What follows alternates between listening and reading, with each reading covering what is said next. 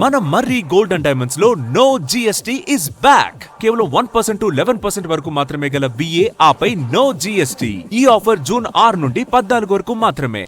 America అధ్యక్షుడు Donald ట్రంప్కు న్యాయస్థానంలో భారీ ఊరట లభించింది. ప్రపంచవ్యాప్తంగా దిగుమతి అయ్యే వస్తువులపై విధించిన 10% సుంకాలను వాషింగ్టన్లోని ఫెడరల్ సర్క్యూట్ అపీల్స్ కోర్టు సమర్థించింది.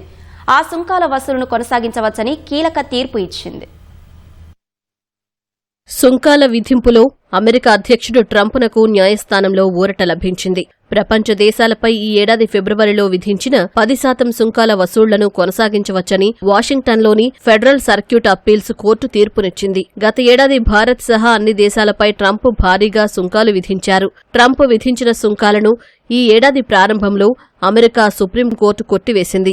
ఆ తర్వాత ట్రంప్ సర్కారు వ్యూహాత్మకంగా ట్రేడ్ యాక్ట్ 1974లోని సెక్షన్ 122ను ఉపయోగించి 10% తాత్కాలిక సుంకాలను అమల్లోకి తెచ్చింది. జూలై 24తో ఈ సుంకాల గడువు ముగియనుంది.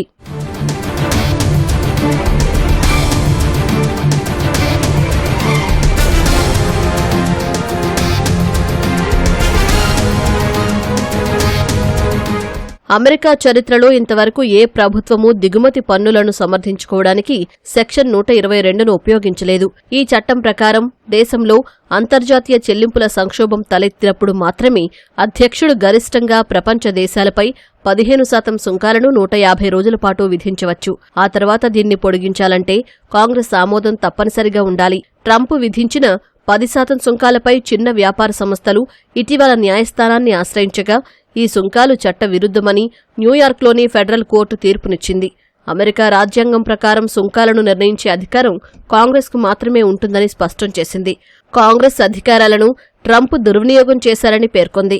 ట్రంప్ యంత్రాంగం దీనిపై అప్పీల్ చేయగా వారికి అనుకూలంగా అప్పీల్స్ కోర్టు తీర్పునిచ్చింది.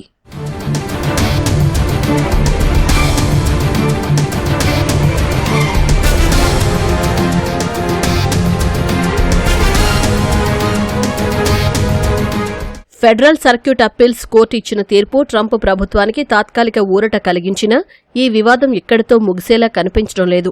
చిన్న వ్యాపార సంస్థలు, వాణిజ్య వర్గాలు ఈ తీర్పును సవాలు చేస్తూ సుప్రీంకోర్టును ఆశ్రయించే అవకాశాలు ఉన్నట్లు తెలుస్తోంది.